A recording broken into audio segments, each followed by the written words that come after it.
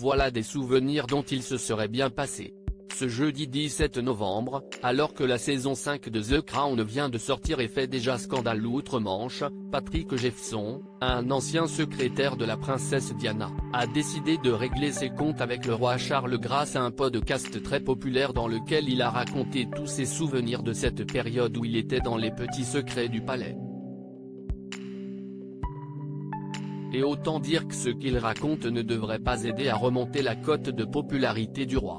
Il faut dire que l'homme a travaillé avec Diana de 1988 à 1996 et a donc assisté aux 4 dernières années du mariage entre la populaire Lady Di et celui qu'on appelait encore à l'époque le prince Charles. Les pires années, entre la jeune femme à peine trentenaire et déjà mère de William et Harry, nés en 1982 et 1984, et son mari, ouvertement amoureux de Camilla Parker Bowles, devenue sa femme en 2005.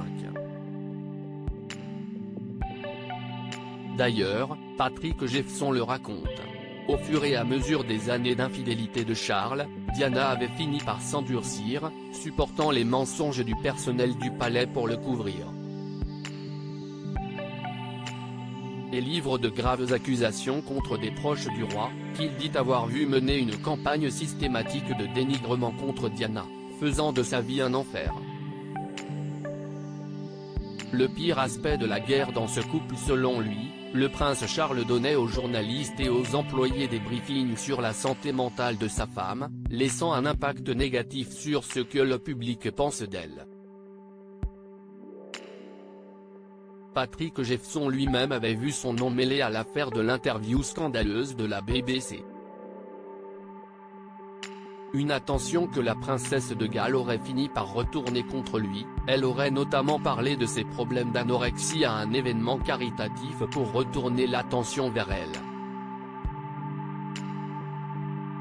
Frustré qu'il soit désormais accepté par tout le monde que Diana souffrait de problèmes mentaux, Patrick Jephson voudrait rétablir sa vérité. Pour lui, la mère de William et Harry se serait en effet montrée au contraire incroyablement forte sous la pression de la famille royale et l'attention des médias.